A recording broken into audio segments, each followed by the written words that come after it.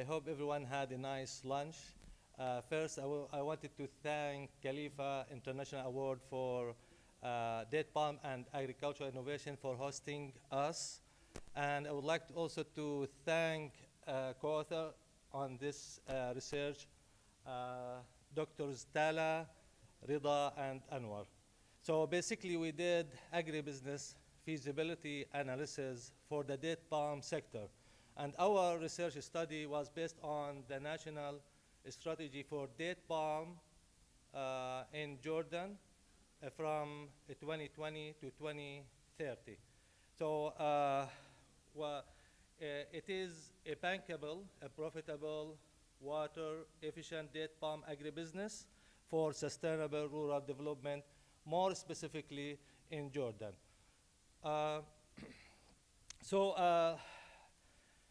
As you may know, Jordan, one of the most scarce water worldwide, and the date palm sector have moved in the past from a small scale to a large scale, and this one was oriented for exporting mainly Majul and Barhi.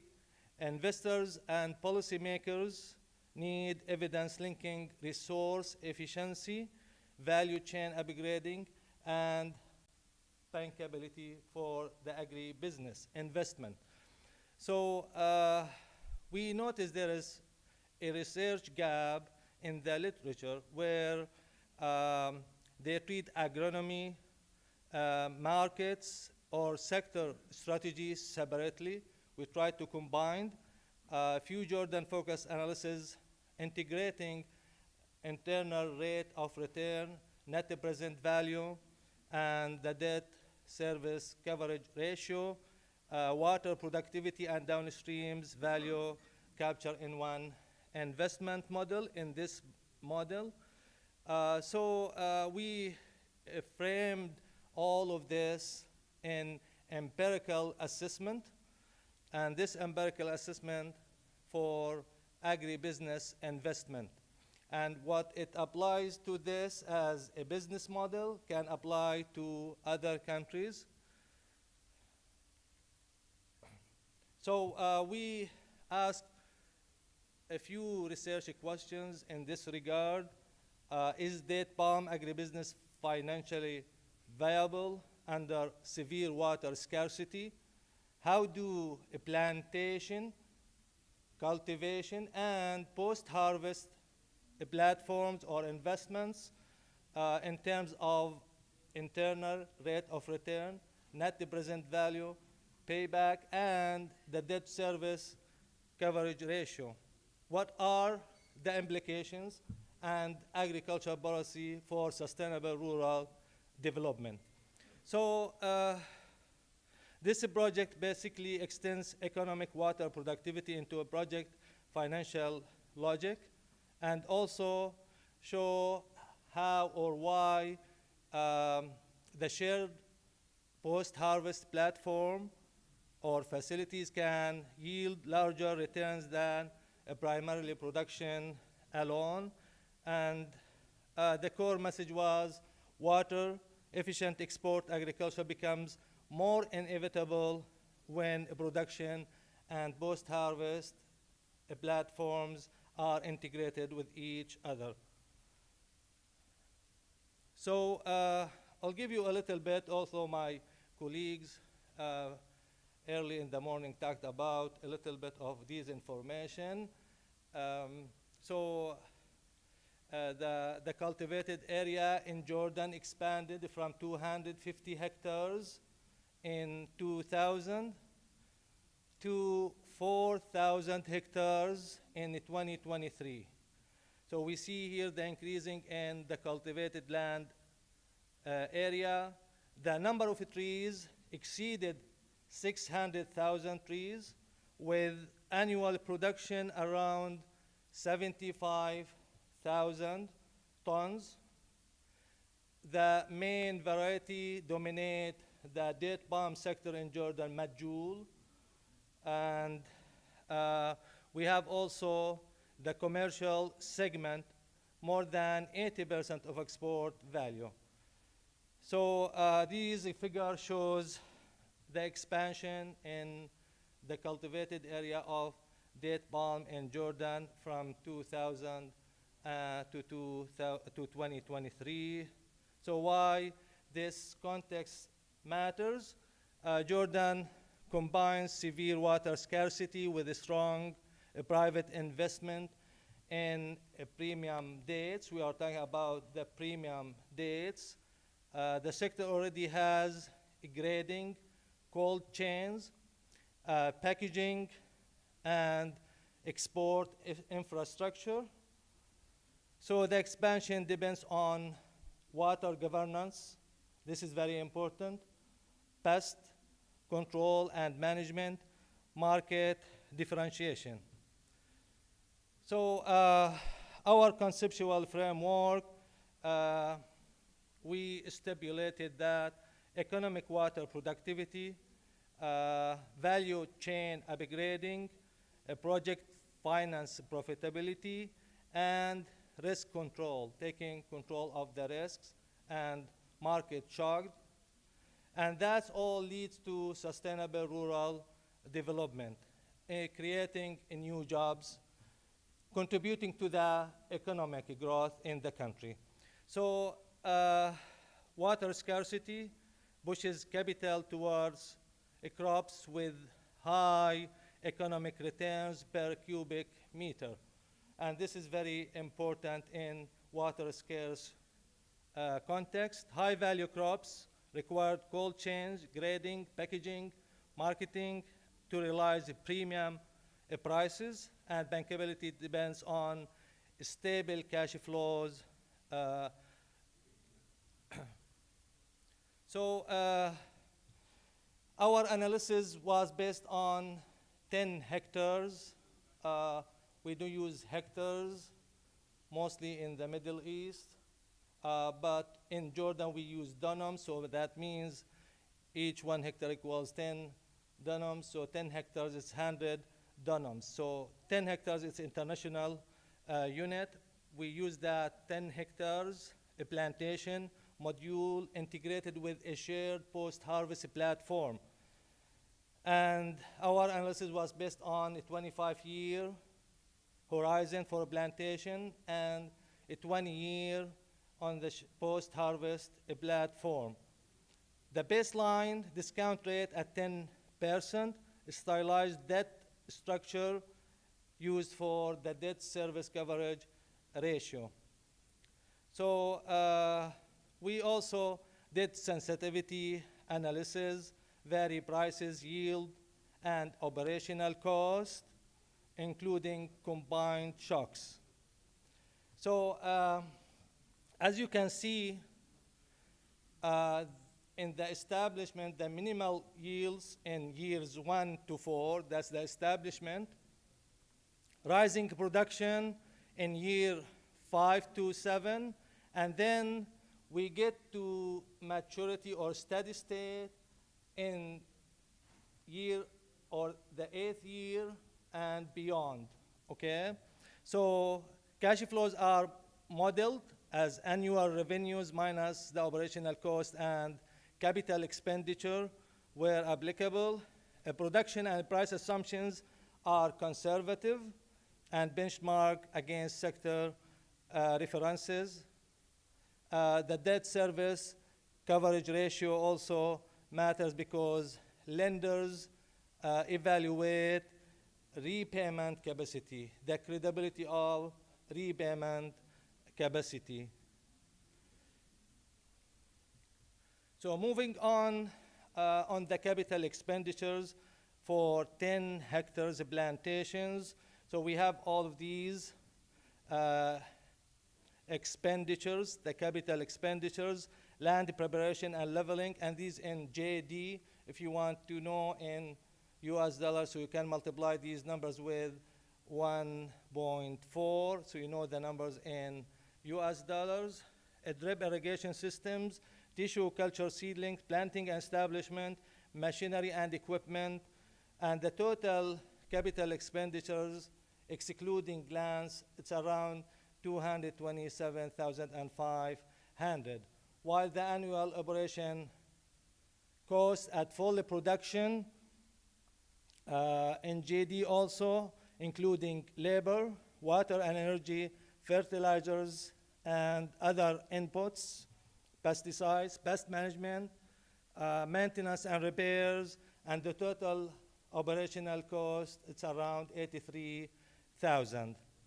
So when we get at the steady state of production, we said, or we mentioned that on year number 8, so we have 1,000 trees and 110 kilogram per tree, and we have also 110 tons per year, and the price is 3.5 kilogram JD per kilogram. So if you multiply a 3.5 kilogram JD per kilogram, multiply 110 kilograms, tons per year, so we get to the 385,000 JD. So this assumption, conservative and designed for a profitable appraisal rather than best case projection. So what is the value captured from this context? Premium export grade fruit is the main revenue. The secondary one, grades can still go to wholesalers or processing channels. Very important, the shared post-harvest, a platform, improve capacity utilization and capture benefits and margins from growers.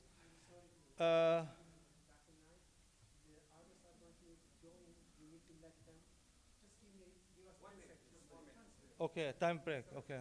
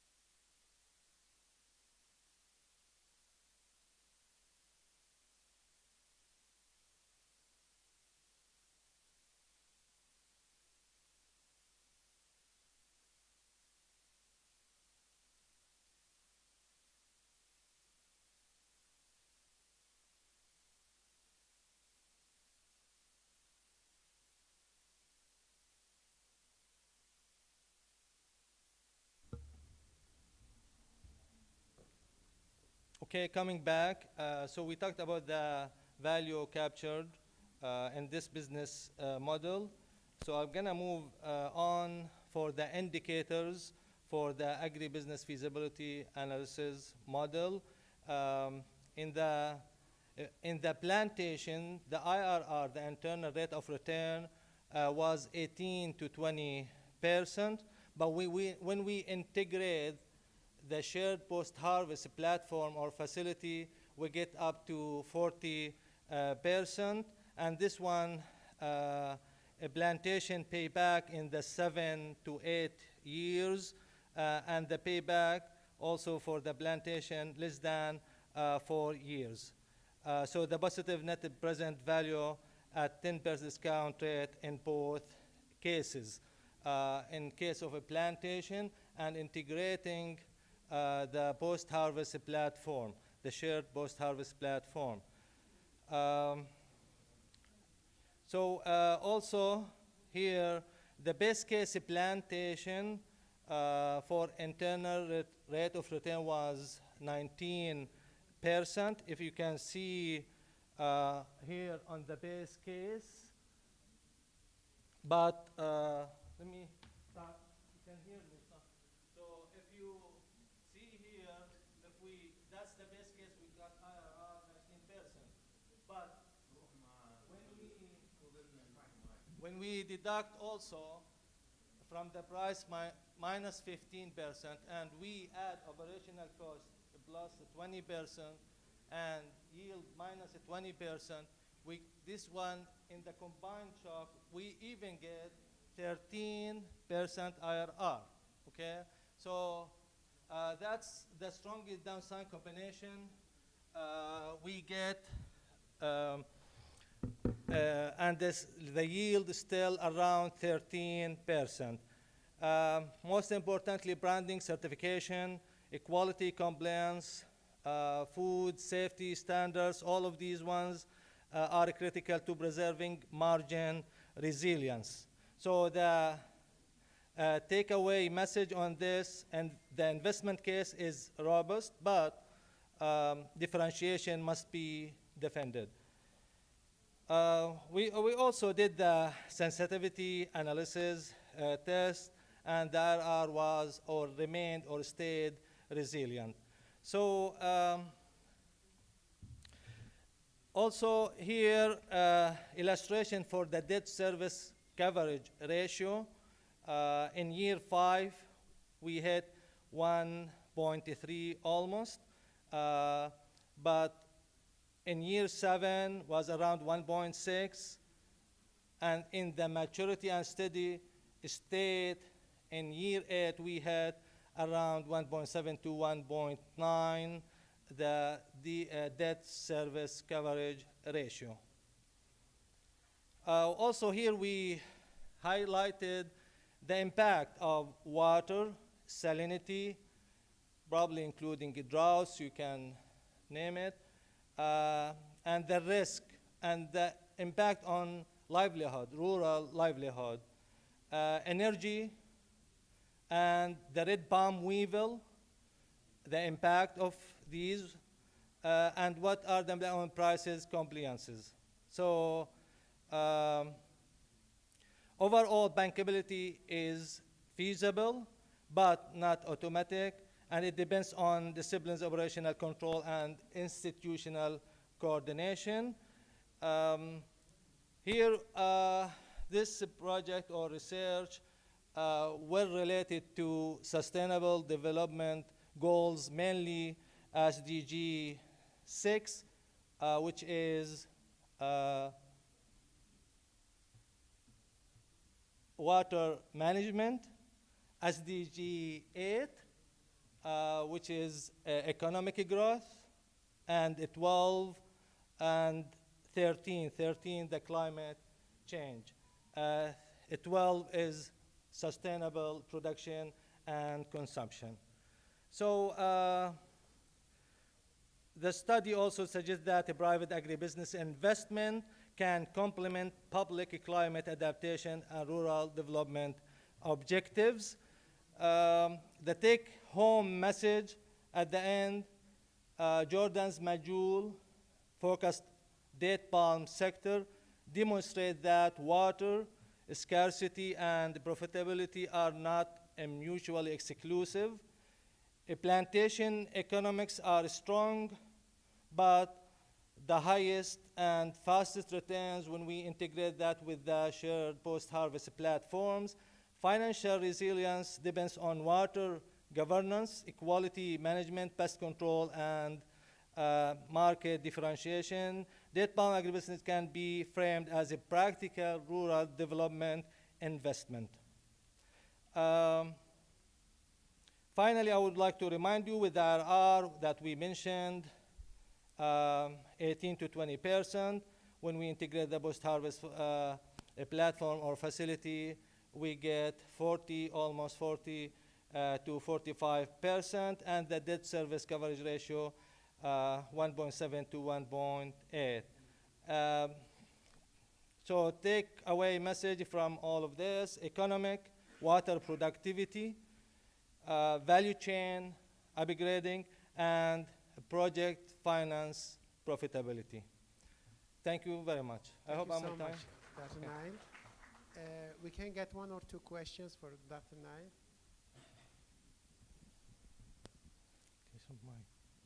دكتور ديب مساء الخير. مساء النور. هلا دكتور. Thank you, Nail. You talked about economic water productivity, but I couldn't see how much is it, how many JDs per cubic meter of water you got from the study. Me. Can you get back to the slide so I can show? And my second question is whether in the evaluation of economic water productivity, whether you used the water applied to the crop or the actual water consumed by the plant, which are different, of course. Second question, we use the water applied to the plant. That's our assumptions. Not the actual water that consumed by the plants. But for the first part of your question,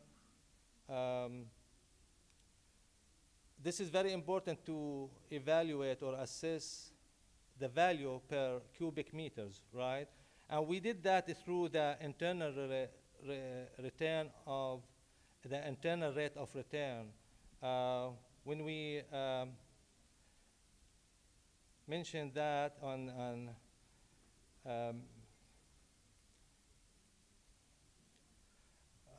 here, see that the drip irrigation system, land provision, all these costs and capital expenditure were including, but more specifically, the internal rate of return, when we get 18 to 20%, that's including the value. So at all, even when the shock are there, we get 13% profitability. So a specific number on that probably is not showing in the presentation. I agree with you. And this one is still a progressing study. And we can include probably the value, because it's all about how you can estimate the value per cubic meter when we talk about water efficiency as a resource in water scarcity country. Yeah, I suggest that you evaluate the water, because water is the limiting factor there. So the water, the higher the water productivity, economic water productivity, the feasibility is more. I know that you know the internal rate of return for the whole plantation, the whole profitability of the system, but taking the water as a most critical in Jordan would help in showing the value of date palm plantations there. And the second thing, I think you get better advantage of your date palm for water by using the actual water consumed by the crop, which is the evapotranspiration. You apply water, probably 30% or 20% goes for drainage and for other purposes, which is recyclable. Mm-hmm. The actual loss of water is evapotranspiration, which is available.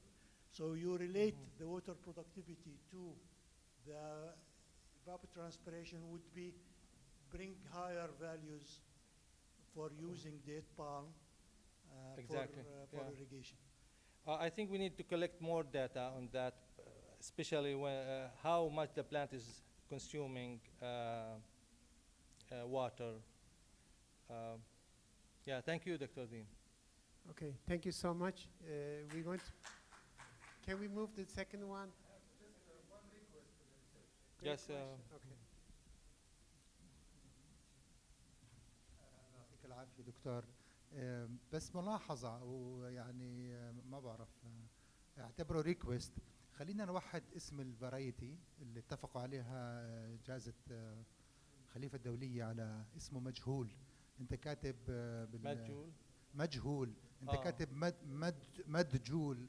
والله listen يعني لا هو انه صار فيها كتاب وصار فيها ريكويست. خلينا نسميه أنا أحكي لك the way you say it in Arabic also the way you say it in English. هلا أنا عارف أنت معك حق بس there's agreement I will go for it. بس هم يعني الجماعة شغلهم وتعبهم بدناش يضيع كتبوا مجهول. بس in the literature it's مجهول. لا هو دكتور نهاية يحكي تفضلي. السلام عليكم. أول شيء جهودك مباركة شكرا. مشكورة وتقديم رائع وينم عن الناس ما شاء الله فهمانين، هذا أهم شيء. بس إنه كانت ملاحظة وأنا عارفة إنها هي سهوا مش بقصد. هلا جائزة خليفة الدولية قبل سنة إذا شفت الكتاب الزهري اللي لونه برا لونه زهري اسمه رحلة المجهول. حلو. هم عملوا كانشيتيف وحدوا فيها الاسم لأنه كان ناس يسميه مجدول، ناس يسموه مدجول. فالاسم اللي متفق عليه رسميا أصبح مجهول. مجهول in Arabic and English. Yes. Okay. Thank you. بس All right. Yeah, this is a new one. العافية. Okay. أنت more يعني in contact مع الخليفة يعني جائزة خليفة. Thank you. Thank you so much, Dr. Nail. And even when I was outside, I was reading مجهول. When I came to Arabic, so مجهول they say. So I was confused also between مجهول the names, okay, and the pronunciation. Thank you so All right, much. thank you. Dr. Nail is around. If you have any more questions, you can ask him. We're gonna go to the next one. Yeah, thanks a lot. Now we have Ahmed Al-Kabi and Mansour Al-Mansouri.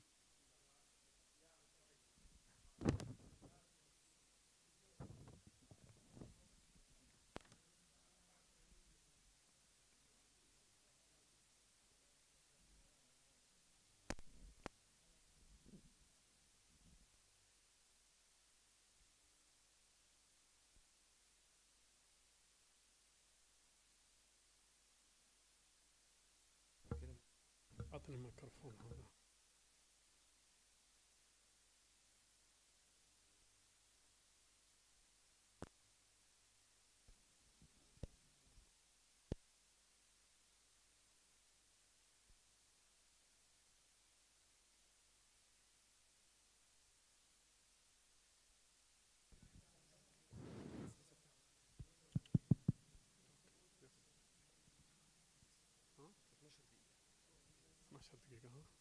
دقيقة خلوها 15 دقيقة. خليها 15. السلام عليكم ورحمة الله وبركاته. مساكم الله بالنور. طبعا نشكر جائزة خليفة الدولية على إتاحة الفرصة. اليوم نحن من أدافسة من هيئة أبو ظبي للزراعة والسلامة الغذائية عندنا تجربة طبعا حابين نستعرضها من خلال المؤتمر هذا. طبعا if you never mind I will talk إن شاء الله in Arabic. طبعا بداية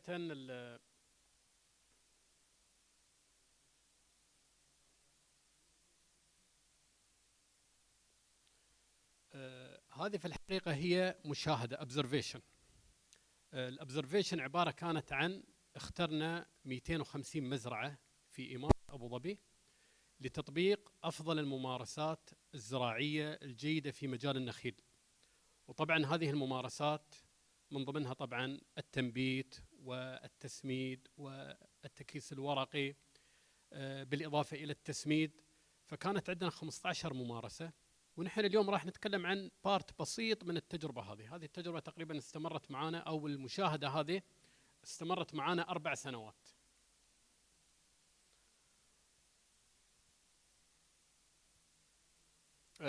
نفس ما قلت لكم خضنا تقريبا 250 مزرعة على مستوى إمارة أبو ظبي. اختيارنا للمزارع كان بناء على الأصناف. نحن تقريبا كنا دائما نسعى إلى الأصناف التجارية الموجودة عندنا، وأيضا المزارع الحاصلة على شهادة الأبو ظبي جاب، وحاليا طبعا تسمى باليو اي جاب. 15 ممارسة.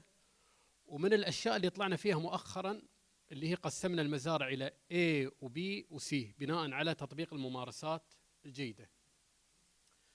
طبعا نفس ما تحدثنا عن الممارسات، اليوم أصحاب المزارع بدايتنا كيف كانت؟ على أساس أن نقنع صاحب المزرعة صعب أنه يتبرع بمزرعته ونطبق كل الممارسات. فكانت بدايتنا عبارة عن نأخذ عدد معين من النخيل ونجري عليها التجربة هذه. فخلال أول 2 حصلنا على نتائج طيبة راح نستعرض لكم إياها اليوم. فأصحاب المزارع فتحوا طبعا بيبانهم، قالوا تفضلوا حياكم الله، خلاص جربوا كل العمليات الزراعية الأخرى، لأنهم فعلا شافوا نتائج مرضية. اليوم أصحاب المزارع نحن يسوقون تمور. نفس ما تعرفون طبعا التمور في تمور متوسطة، في التمور الجيدة. فدائما نسعى إلى الكواليتي. على أساس نحصل على الكواليتي الجيد لابد من إجراء الممارسات الجيدة. هذه الصورة نتكلم عن موضوع البرونينج، وهذا تقريبا من الأصناف صنف المجهول تقريبا بومايد. أجرينا عليه عملية خف طبعا لابد أن نجري عملية خف اليدوي، وراح نعرض لكم النتائج اللي حصلناها من هذا الموضوع.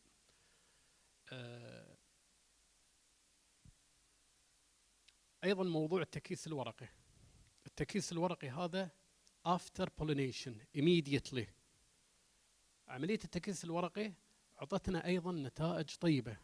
كانت نسبة الإصابة بالحميرة 0.1 إلى 0.3 في التريتمنت اللي عملناها بالتكيس الورقي، واللي ما كان فيها كيس ورقي كانت نسبة الإصابة تتجاوز 10%. فاليوم أنا من خلال هذا البرنامج استغنيت عن موضوع المبيدات في مكافحة الحميرة، لأن الكيس الورقي يظل تقريبا 45 يوم عندنا. فهذه من الأشياء طبعا اللي نحن نوصي فيها أصحاب المزارع، بالإضافة إلى طبعا الفروت سايز and uniformity, reduce permission and scratches. في إصابات أو في ندبات تكون موجودة على الثمار. فالتكيس الورقي راح يعطينا ثمار صافية 100%. تكلمنا عن موضوع البرونينج والفروت ثينينج والاورجانيك فرتلايزر والافيشنت اريجيشن والانتجريشن بيست مانجمنت. كل هذه الممارسات تم تطبيقها. 15 ممارسة طبقت في المزارع وكانت النتائج جدا مرضية. هذه ممكن من السلايدات المهمة. بتلاحظون طبعا الألوان هنا ما مبينة، ولكن عندنا اللي قمنا بمعاملتها بال15 ممارسة أعطتنا أوزان. ال15 حبة أوزان، في فروقات كانت في الأوزان. يمكن من أهم الأصناف اللي هو الصنف المجدول، واللي الحين قلنا المجهول خلاص استقرينا على موضوع المجهول. زين.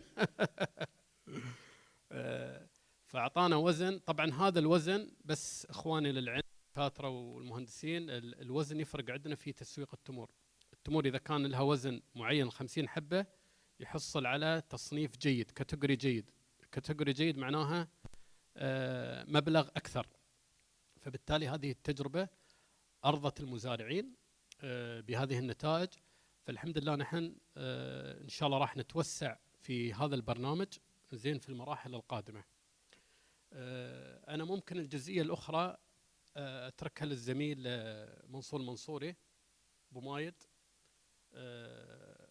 احنا تقريبا كنا الاثنين طبعا في هذا المشروع. أنا بترك له الجزئية هذه على أساس أنه يتحدث فيها. ببدأ أنا بومايد بس. نعم. السلام عليكم ورحمة الله وبركاته. طبعا أبو خالد يمكن أعطاكم صورة كاملة عن هالبرنامج، ومثل ما احنا ملاحظين أن البرنامج هذا يمكن تقريبا مركز بشكل أساسي على الجودة والإنتاجية، وإحنا عندنا الجودة طبعا يمكن أهم عامل من خلال هذا البرنامج اللي تقريبا غطى 15 ممارسة تم تطبيقها مع المزارعين. وعلى فكرة يعني يمكن مع كل المزارعين هذيلا مسجلين هم في شركة الفوعة. احنا طبعا شركة الفوعة عندنا شبه حكومية، وهي تشرف على تقريبا معظم مزارع الموجودة على مستوى الدولة. فمن ضمن التصنيف عندهم أن في الجيد وفي الوسط، مثل ما ذكر أبو خالد أن الجيد سعره مثلا يوصل الكيلو 15 درهم، الوسط نصف القيمة. وبالتالي البرنامج هذا يعني بدأ الآن يعزز هذا الموضوع، يعني المزارعين بدأوا يستخدمون التقنيات أو التطبيقات كلها، وبالتالي طبعا يحصلون على نتائج مرضية بالنسبة لهم كدخل كتسويق، لأن احنا في النهاية نبغي نوجد لهاي النخلة جدوى اقتصادية. إذا ما أوجدنا جدوى اقتصادية للصنف أو للنخلة طبعا المزارع بالنهاية بيهجر المزرعة وما بيه. وبالتالي حاولنا أن احنا ننتقي أفضل الأصناف التجارية وبنفس الوقت نركز على موضوع الجودة. طبعا ذكر أبو خالد اللي هو موضوع الآفات. احنا حاولنا أيضا في هذا البرنامج أو في التطبيق أن نحاول ما نستخدم أيضا المبيدات الكيماوية. يعني احنا أدخلنا مبيد اللي هو الكبريت الميكروني عضوي، وكنا نستخدمه للعناكب، وكنا نرش تقريبا 3 رشات، وحقيقة أثبت نجاحه، وابتعدنا كل البعد عن المبيد الكيماوي اللي هو عنكبوت الغبار، لأنه يأثر في الثمرة لاحقا. يعني إضافة إلى موضوع التكييس الورقي تكلم عنه أبو خالد، وأدى إلى خفض في اللي هو حشرة الحميرة. هذا الموضوع مثل ما تفضل الأخ أحمد أن احنا قسمنا المزارع إلى 3 كاتيجوري، مثلا A و B و C. طبعا المزارع اللي عندنا ممكن فيه نسبة كبيرة من المزارع تقريبا A اللي هي 80% فما فوق، وفي بعض المزارع C وفي B وفي C.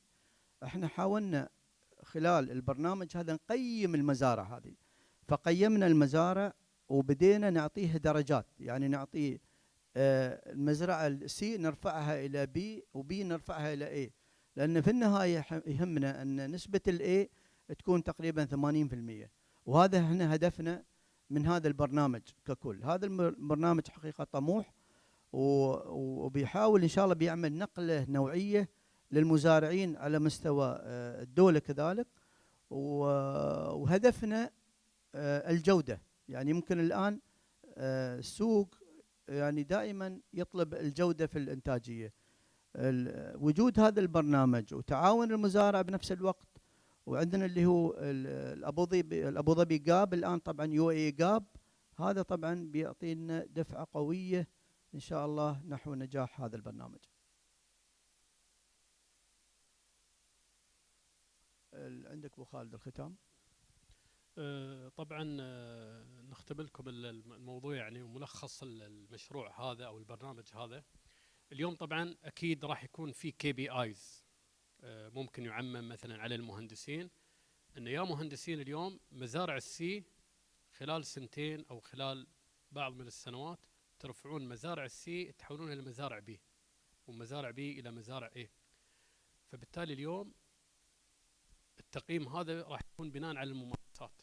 فصاحب المزرعة عندما يطبق الممارسات الصحيحة، طبعا أول شيء وفر مياه، وقلل استخدام المبيدات، وقلل استخدام أيضا الأسمدة بشكل صحيح، ورفع الكواليتي.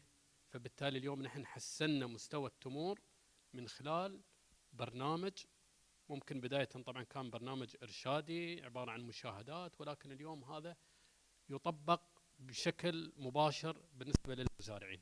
فهذه من أهم النتائج. ومن ضمن الإضافة أن البرنامج هذا ركز على ما قبل الحصاد وما بعد الحصاد. يعني معاملات ما قبل الحصاد عندنا تقريبا كذا ممارسة، وركزنا على عمليات ما بعد الحصاد، لأنه بحيث أن نقلل من الهدر أو من التالف من الوست اللي يصير من بعد الحصاد. فهذه أيضا كان له دور كبير في عمليات تقانات حديثة لتجفيف التمور تقنيات حديثة أيضا لخزن التمور، كل الأمور المتعلقة في ما قبل ما بعد الحصاد وكذلك ما قبل الحصاد.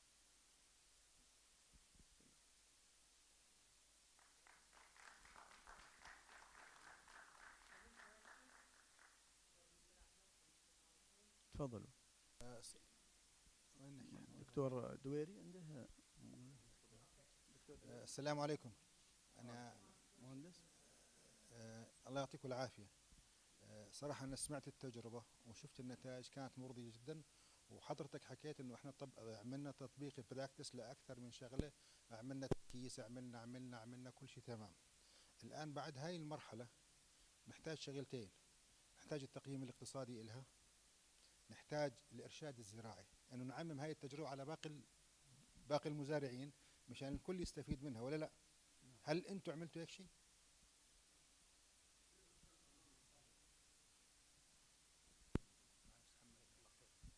طبعا من خلال البرنامج هذا أيضا من الأشياء اللي اشتغلنا فيها اللي هو الجانب الإعلامي، فكنا نصور المزارع الناجحة.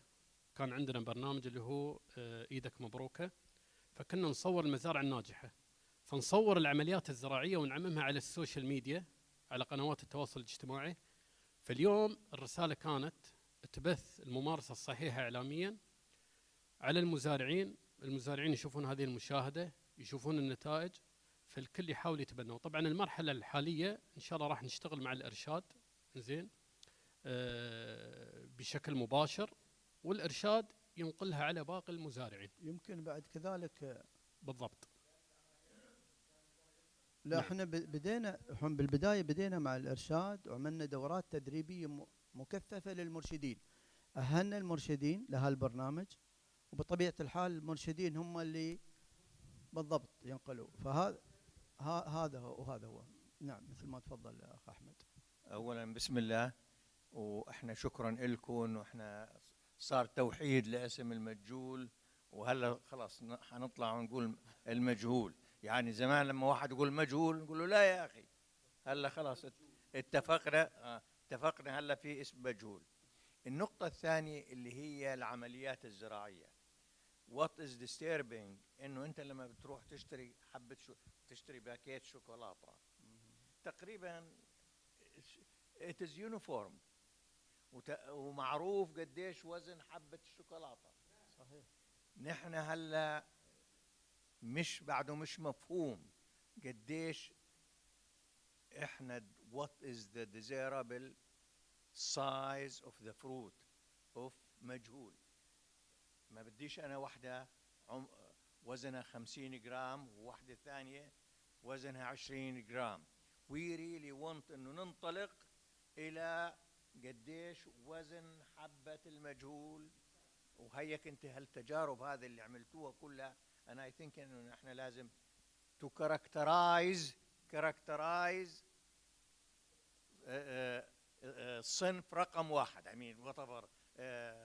والا انه انت بدك تروح تشتري باكيت حبه وزنها 50 جرام والثاني 27 جرام لا، we really need انه انت تشتريها من شجره، مش انت عملت لها جريدنج، مش انت اللي عملت لها جريدنج. we want the cultural practices watering fertilization spraying، انه الشجره انتجت هذا العمل، الشجره مش انا تدخلت كثير والله هذه طلعت 10% من جريد 1 و20% من جريد بي والى. فانا I think نرجو انه في المستقبل يصير عندنا هذا، انه اوكي مجهول رقم واحد، الشجره طلعتها، ما تدخلش فيها العامل الانساني، ما تدخلش فيها العامل. وشكرا لكم. شكرا جزيلا دكتور.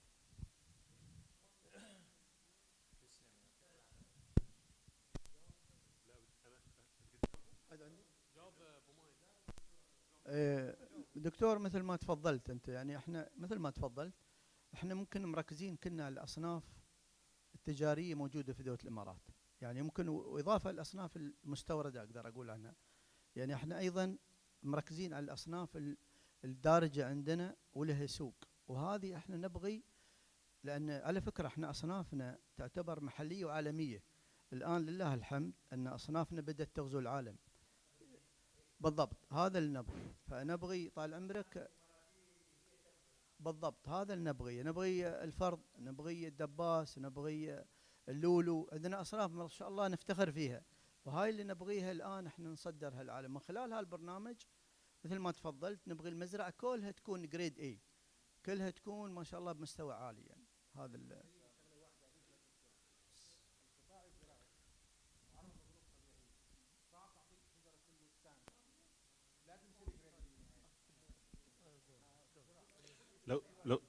لو بسم الله الرحمن الرحيم. مأمون النجوم من تعاونية التمور الأردنية. صراحة يعني رغم قصر البرزنتيشن لكنه يعني يؤشر لشيء يعني جميل وعظيم يعني في هالقطاع، والتجربة زي ما يقولوا خير برهان. وكنت أتمنى عليكم لو تتحول هاي التجربة لشيء مكتوب، خاصة أنك ذكرت جزء تسويقي وجزء مصور وجزء، فإذا في جهد يعني تكملوه الله يجزيكم الخير، بحيث نستفيد منه احنا في العالم العربي وكل المشاركين في لجنة خليفة. لأنه بالأخير أي شيء علمي بهذا المنهج البحثي اللي هو تجربة وقياس التجربة وتأثيرها أكيد تجربة تطبيقية، ولكن إذا تحولت لكتاب وتحولت ل يعني شيء مرجع، يعني أتمنى لكم التوفيق إن شاء الله ونستفيد من تجاربكم. شكرا جزيلا. Excuse me. Very short, yes. As yes. It was really good work, a lot of work. You did a lot of work.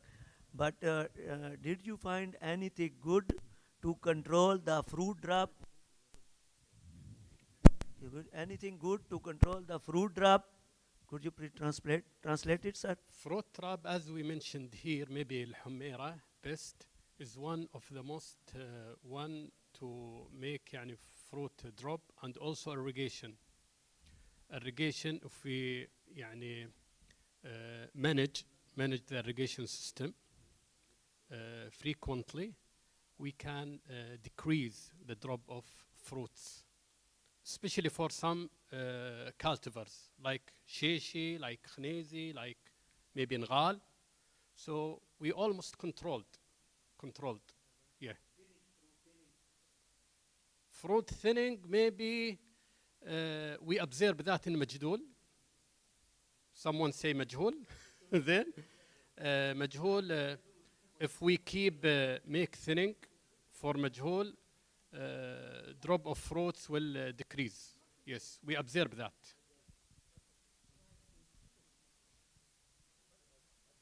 لا لا لا لا لا لا الله يطول بعمرك. نوي يا دكتور حرجتنا. معلش علي العفو منكم، انا جيت متاخر. دكتور علي العمودي، جيت متاخر جدا. But I catch up one word which is the KBI, which you said. فthe KBI standards which you mentioned for the farmers للمزارعين وكذا وكذا، بحكم خبرتي مع الامم المتحده FAO UNDP وذا، is it to the level of the international standards or regional standards of ROBME or the regional standards, which you say the KPI for the farmers? Just elaborate if you don't mind, please. Thank you.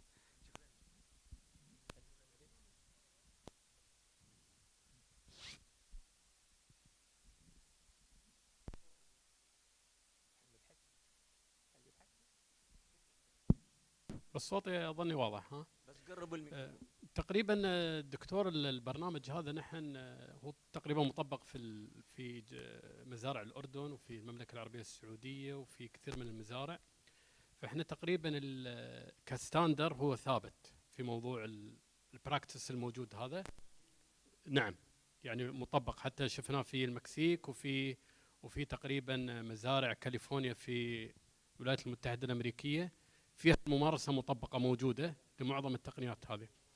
لكن الكي بي ايز اللي بنطبقه نحن في المزارع، ممكن اشرنا للموضوع هذا اللي هو كيف انا احول المزرعة من جريد سي او كاتيجوري سي الى كاتيجوري بي او اي من خلال تطبيق الممارسات الزراعية هذه. الاختلاف بيننا وبين باقي الدول اللي هو موضوع الاصناف نفس ما تفضل بمايد. في بعض الأصناف لها خصوصية، يعني نفس صنف الشيشة، الخنيزي، النغال، هاي أصناف لها خصوصية يمكن مش موجودة برا. فتقريبا في فروقات طفيفة راح تكون ماينرز يعني مع دول الجوار بسبب الأصناف، ولكن ليست بسبب الظروف أو بأسباب أخرى يعني. Yeah, we can say that, yeah, exactly. السلام عليكم ورحمة الله وبركاته. الدكتور اسماعيل الحوسني، متقاعد من أحد الفئة دي، الغلب المساكين مهندسين زراعيين. العفو. زين، خجلاني، أرقيت أنا. دكتوري الغالي، لما تكرمت عن المقاييس وكذا، ما عندنا مقاييس النخلة هي تجيبها، لا احنا نجيبها. كيف؟ النخلة تجيب لها حوالي 20 ل 25 ل 30 طلعة. انتوا شو تسوون للطلعة في الأردن؟ صباطة. وانت تحاسب عدد السعف اللي عندك تقريبي على النخلة، كل 8 سعفات للصباطة لعذق. حسب ملوحة المية. إذا كان ملوحة المية أقل من كده، أقل من 5000، حط 7، حط 6. لكن الملوحة لها تأثير. هذا شيء واحد. لكل راس النخلة كله كم سعفة فيه، فأنت تحسب الصفوف وتضرب في 11 يطلع العدد 35 للأم، والباقي إذا بقى عليك 80 8 علوج. 8 علوج. أنت من ال20 كم بتشيل؟ بشيل 12. أول ما يجي في القلب بتشيله. اللي تحت صغير بين الكرم ما يوصل لك بتشيله. بيبقى لك اللي في الوسط. خير الأمور إيش؟ أوسطها ساعدوني يا جماعة تلنسى. زين. وعليه لما بتعمل تنبيت أنت تقطع حوالي 20% من عدد الشماريخ اللي في قلب إيش؟ الصباطة الطلعة، وتحطي النبات. عقب تمسك في النهاية قبضة إيدك وتقص منها. أنت عملت قصرت عدد الصباطات على الأم. العنقود لا، شمروخ. لما العنقود هذاك في العنب، هنا اسمه عذوق. فأنت تخفف العذوق لحسب قوة النخلة. بعدين في العذق نفسه إذا شفت البرحي فيه 120 شمروخ، لكن الإخلاص فيها 60 55 60 65 شمروخ.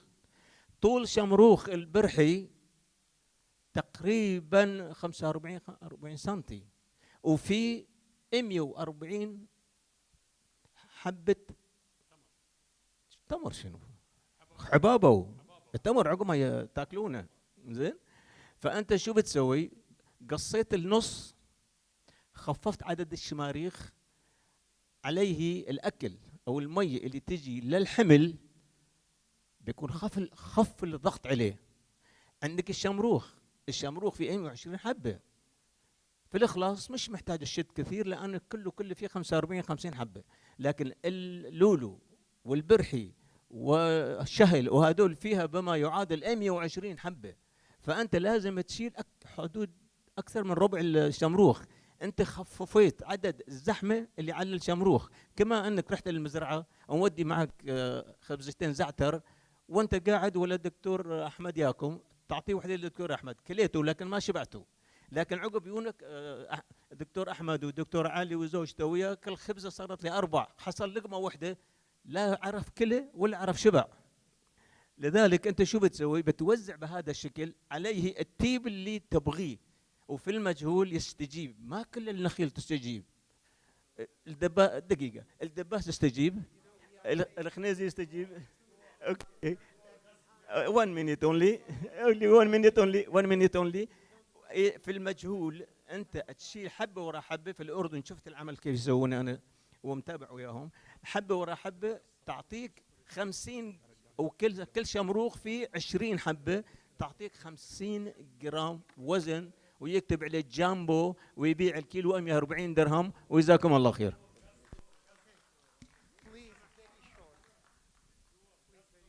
السلام عليكم. السلام عليكم. محمود طه. شكرا للمهندس احمد والمهندس منصور. انا بس عندي نقطتين.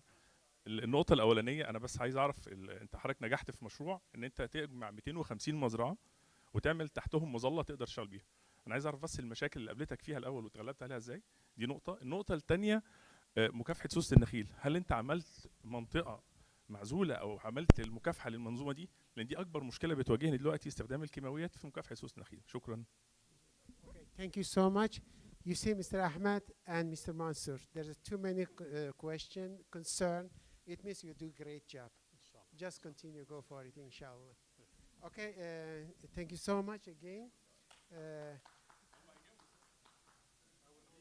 Ahmed and Mansour. Oh, I'm sorry because I don't know Arabic, so that's why. Just a minute. Is Miss Hamis here? Yeah, go ahead. You prepare your presentation. الجزئية الأولى التحديات، طبعا أكيد التحديات اللي هي كيف تقنع صاحب المزرعة في تطبيق الموضوع هذا. احنا حليناه أول شيء اختيار عدد معين من النخيل لكل مزرعة. اخترنا تقريبا 50 نخلة في المزرعة، يعني مزرعة فيها 1000 نخلة، فصاحب المزرعة تبرع ب50، قال طبقوا فيها ما عندكم مشكلة. فتقريبا اشتغلنا سنتين في هذا الموضوع اللي ما شافوا النتائج. أحد المزارع في العين مسكين راعيه توفى الله يرحمه، زين. هذا الصراحة كان متعاون، طبقنا عنده تجربة المجهول. كان المجهول حجمه بهذا الشكل، وصلنا حجم المجهول إلى 30 جرام و25 جرام. مهندس طبعا منصور كان معي في التجربة هذه، فوصلنا إلى هاي النتائج، اقتنع، فأعطانا حقل المجهول بشكل كامل. 40 نخلة كان عنده. هذه طبعا البدايات الصعبة كانت، لكن بدينا نقنع أصحاب المزارع. الجزئية الثانية سوسة النخيل، احنا من ضمن الممارسات تنظيف رأس النخلة. فاحنا كنا بعد الحصاد اللي هو بشهر 11 نسوي تكريب، نعمل تنظيف لرأس النخلة بالكامل. يعني تقدر تقول الأشواك، الأرجون القديم كله كامل. بعدين يصير عملية رش، فمن خلال تكريب طبعا يصير تعفير، فبالتالي يعني واستخدام طبعا المصايد موجودة. فكل برامج المكافحة هذه أو الممارسات هذه أدت إلى خفض وجود اللي هو سوس النخيل. عرفت كيف؟ طبعا إضافة إلى قلنا احنا طبعا استخدام التكييس الورقي عشان الحميرة، استخدام في الكبريت الميكروني، وحتى الكبريت الميكروني له دور كبير في طرد الحشرات. فنحاول أن أيضا يعني نحاول نقلل احنا من الآفات الرئيسية، يعني اللي هو حفار الساق وحفار العذوق وسوس النخيل، هم هذه الأهم الآفات. بس لاحظنا أن المزارع يمكن نسبة الانفكشن قلت، يعني عرفت كيف؟ فهي تبع من صاحب المزرعة ومن اللي هو مرشدين Okay, for more they are here and you can ask anything you want. So Mr. Ahmed and Mr. Mansour, all of them are going to be here with us, so you can ask them. Thank you so much. Appreciate it.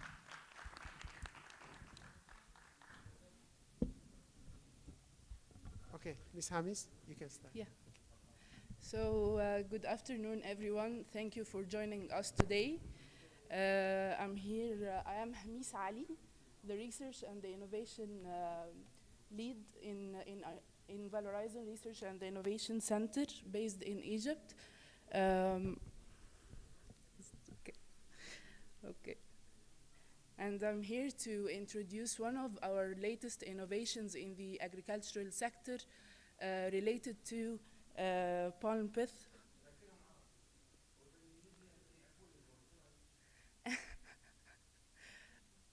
Is it okay to talk in Arabic, or there's... I think English will be more universal, and if anything we need to clarify, I can answer in Arabic. Okay. So as we all know, there is the climate change problem is causing the rising temperatures and causing a lot of problems to the agriculture.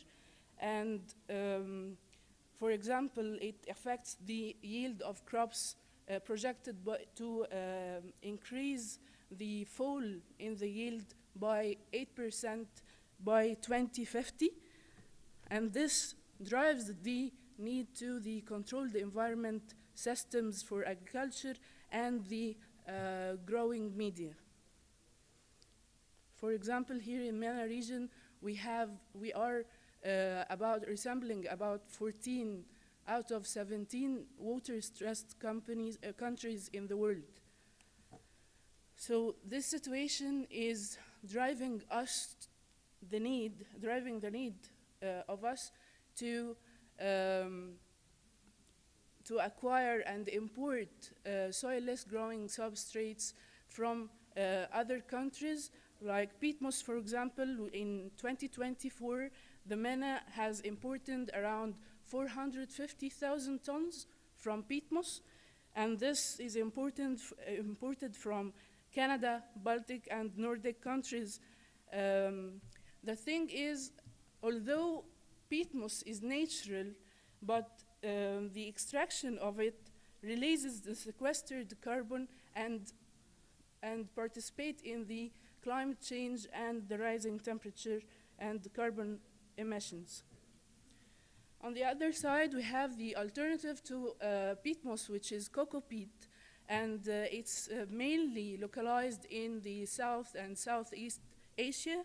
And we have imported in 2024, for example, around 49,000 tons of cocoa peat, representing the UAE, for example, representing imported around more than 44% of this amount. So we have seen the opportunity. We don't have cocoa peat. We don't have peat moss. We don't want to increase the carbon emissions. We don't want to have the headache of the logistical cost and the problem of in the situation the world is in right now. We have this threatens the food security. So why not use the valuable underutilized resource, which is more than 100 million date palm trees, producing around 5 million tons of byproducts that is even landfilled or even burned, and increasing the emissions. So we have seen this opportunity, and Palm Pith is our innovation.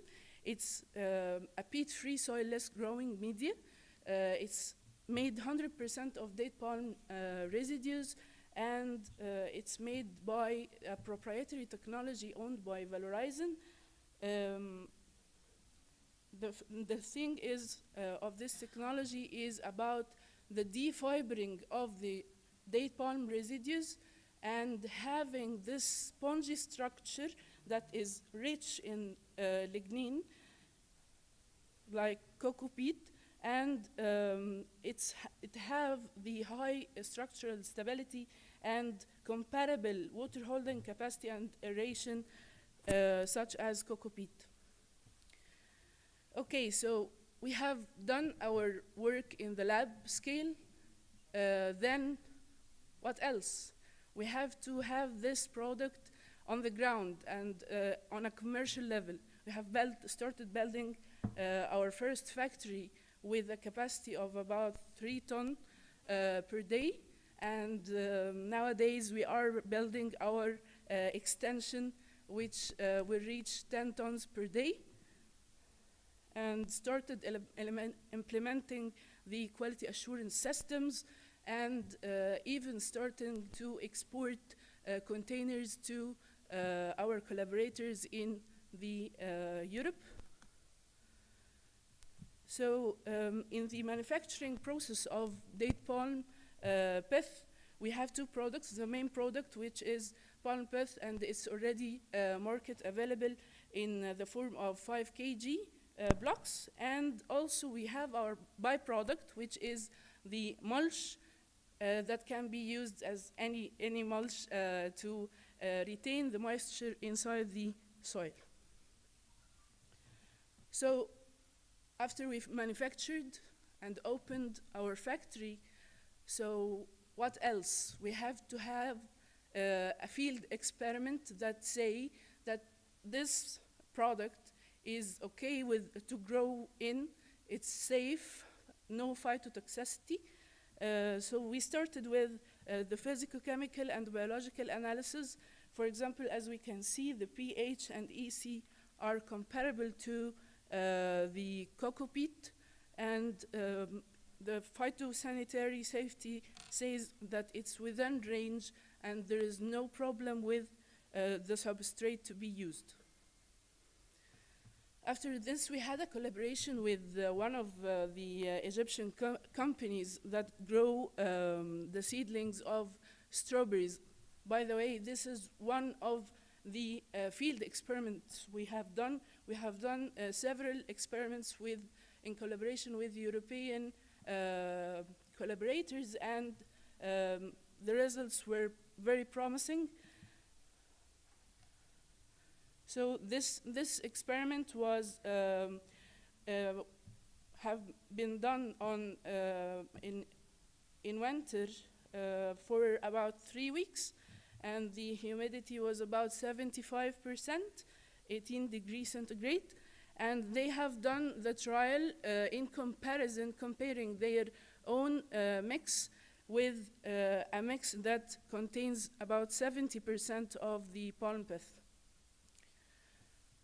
After 3 weeks of growth, they have measured the shoot and root lengths and the number of the roots, and they were highly similar, and also with the superiority of the substrate, that the mixture that contains the palm pith in regard to the secondary roots, with about over 29%, and also the root beneficial bacteria with about 60%, which prove that there is no phytotoxicity.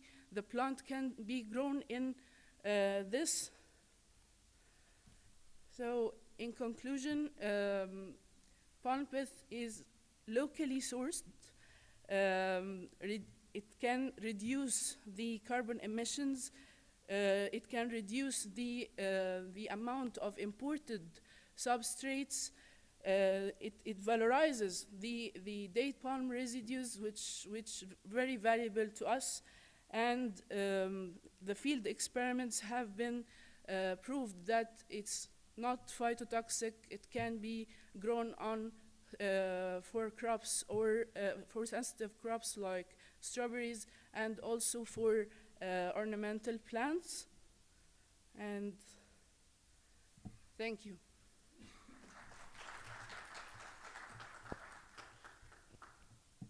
Okay, any questions for Ms. Khamis?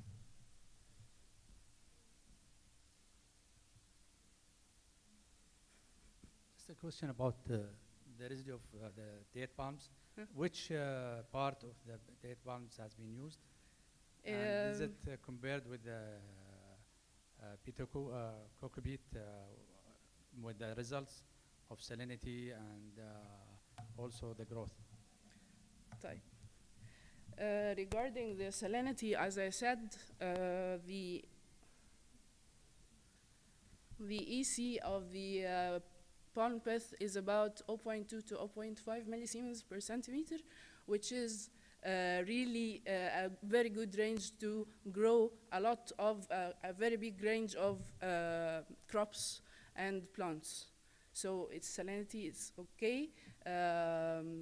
And for the question about from which part, it's, as I said, it's a proprietary technology, but it's a mixture, and this is Valorizen's IP.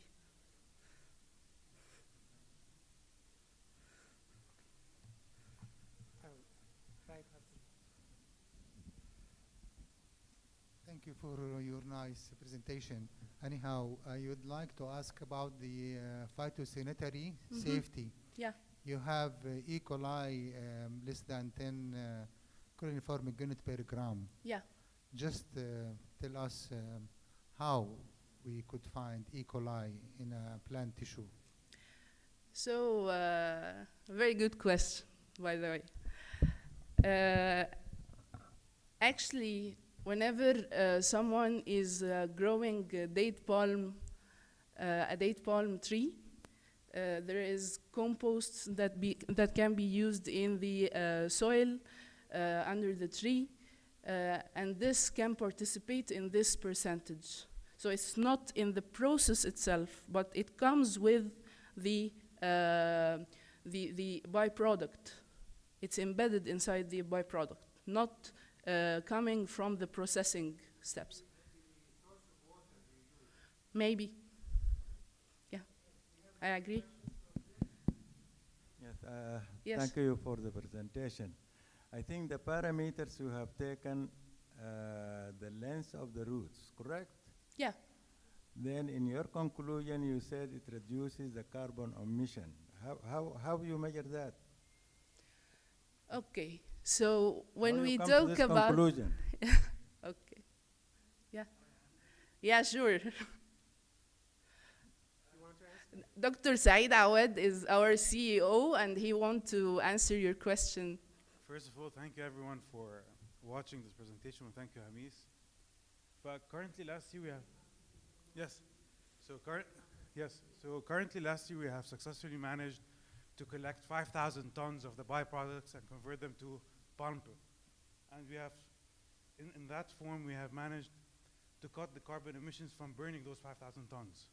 So by claiming that in this technology or process, we would save carbon emissions is by the process of not burning or landfilling the byproducts. In terms of the quality, we have successfully managed offtake agreements with EU partners in order to build another 10 facilities for this to supply the demand globally, because the entire MENA region does not have a source of growing media. We completely import everything related to cocoa peat and peat moss. And currently the EU is banning peat moss, and the harvesting of peat moss emit large amounts of carbon dioxide. So this is another alternative of finding a sustainable renewable material that does not produce carbon dioxide while production. Does this answer your question? Okay.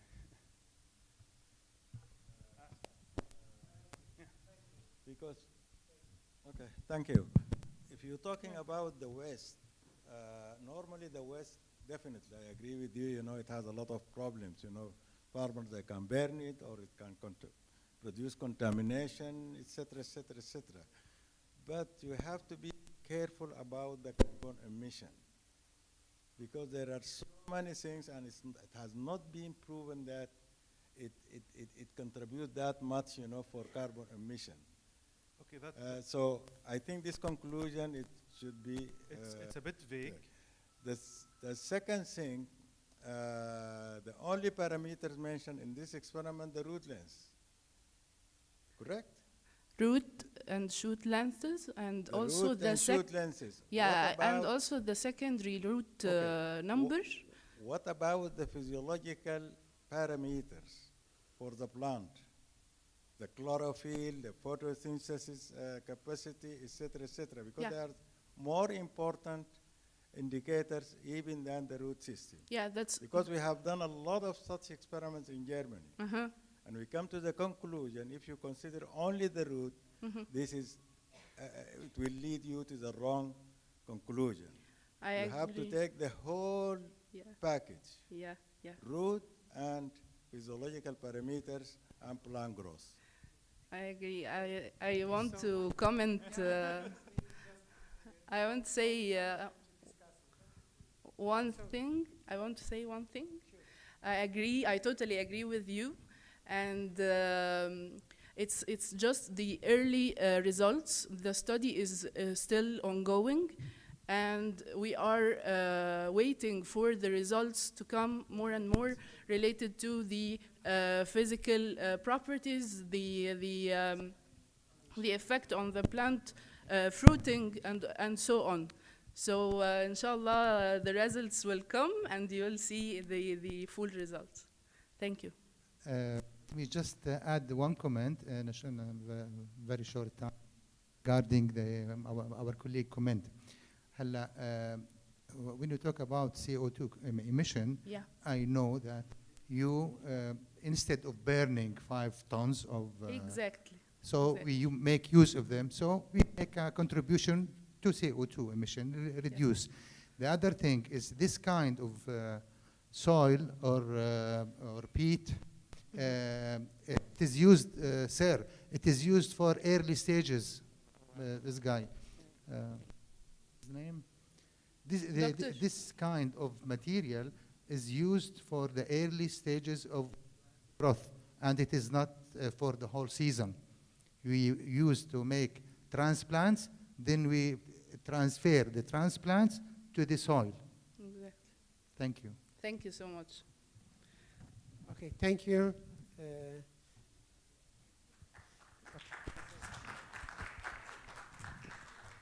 Dr. Khan, is Dr. Khan here? Khan Salim?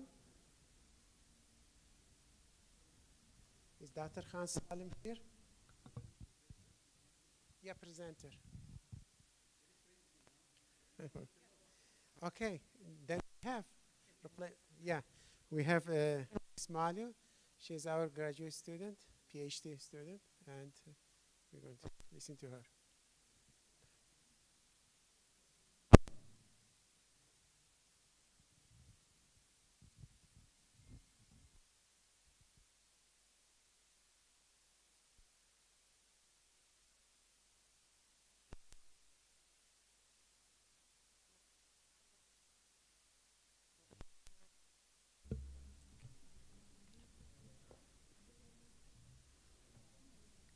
Shall I start, Doctor?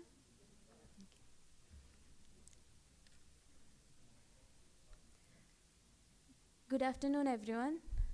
Myself, Malu. I'm a PhD scholar from College of Agriculture and Veterinary Medicine under the supervision of Dr. Shyam. So today, my topic is valorization of date fruit pomace for sustainable mushroom spawn production.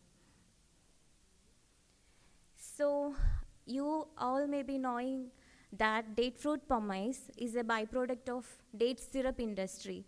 So once we extract the date syrup, we will get date fruit pomace as a byproduct. Along with that, we will get date seed pits and sometimes date vinegar, which is a fermented product, will also come. So usually, this goes as to the landfills, where it will ferment and will cause waste issues. As the date fruit pomace is very rich in sugar, it will attract flies, and that causes another whole set of environmental issues.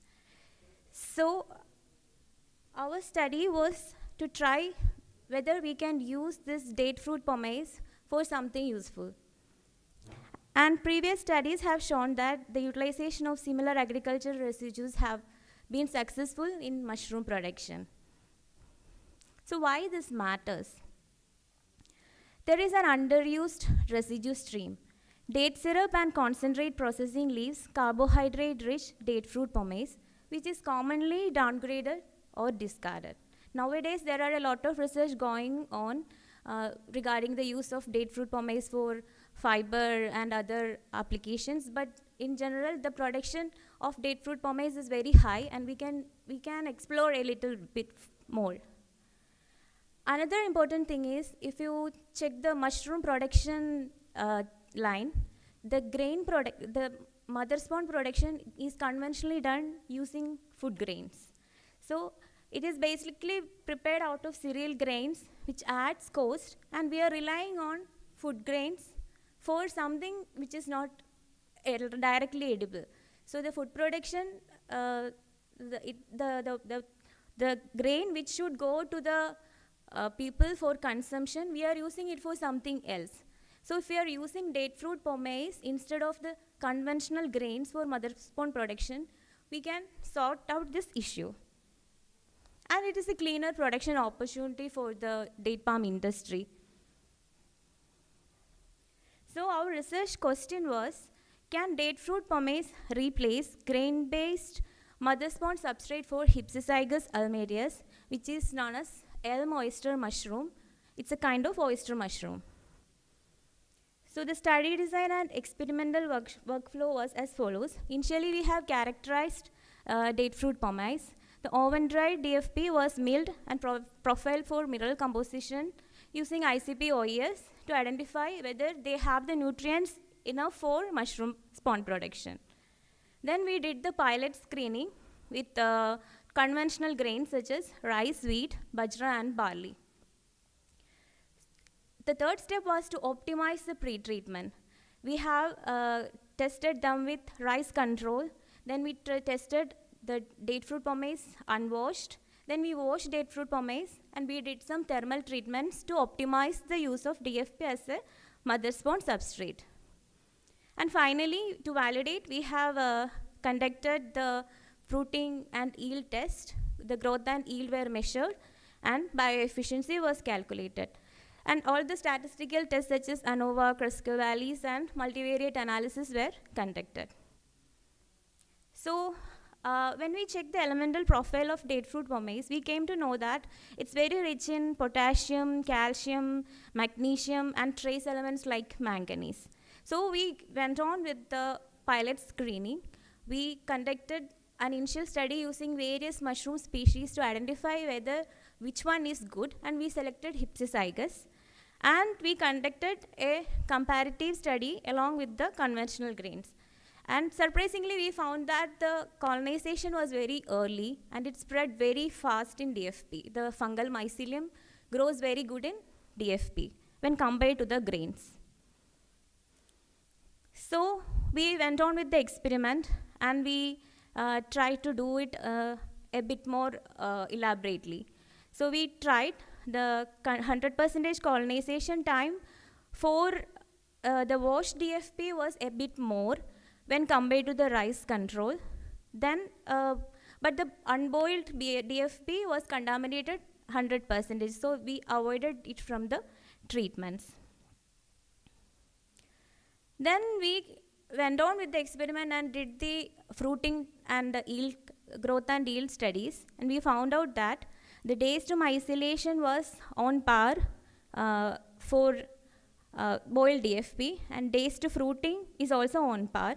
Then harvest number is also similar to the conventional grains.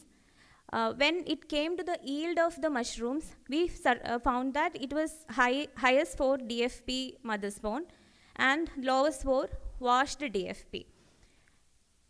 The bioefficiency was also very high for the boiled DFP when compared to the control and washed DFP. So then we thought what drove the productivity, and we did some statistical analysis to find this out. And we found that the fresh yield increased with mycelial biomass wet weight and decreased with prolonged fruiting duration. Also, the maximum yield occurred under high biomass and shorter fruiting periods. Days to fruiting has stronger impact on fresh yield than the myceliation time, and delayed fruiting body formation significantly reduced the productivity. That's very obvious. Then we did the multivariate analysis using PCA plots, and there was a close grouping of, if you check the graph, you can see that there is a close grouping of days to myceliation, days to fruiting, mycelial yield, and also the yield, fresh yield.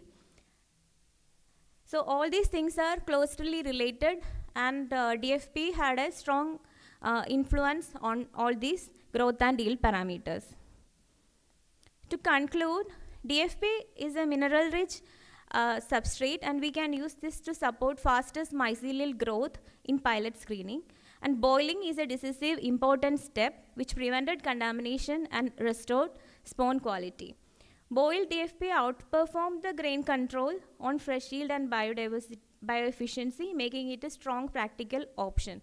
So initially we had struggled a lot to grow the fungal mycelium without contamination, but these thermal treatments helped us to standardize and use DFP as a substrate for mother spawn production of Hypsizygus ulmarius. These are some of my references. Thank you. Thank you. Okay, any questions for Malia?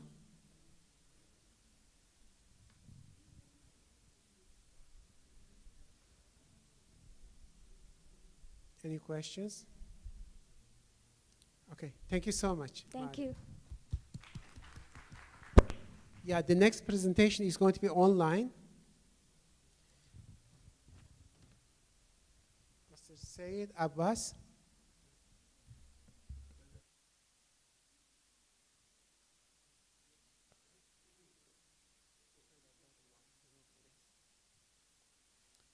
Yeah.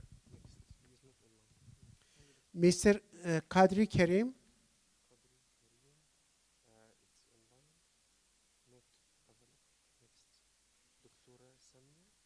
Dr. Samia Hosni.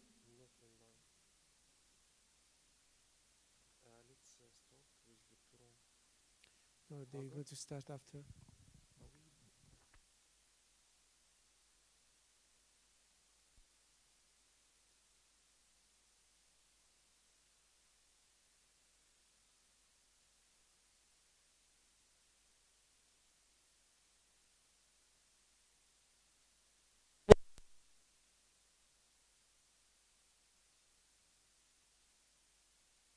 Okay, sorry, there's no one online. Actually, there was a 3 presenter.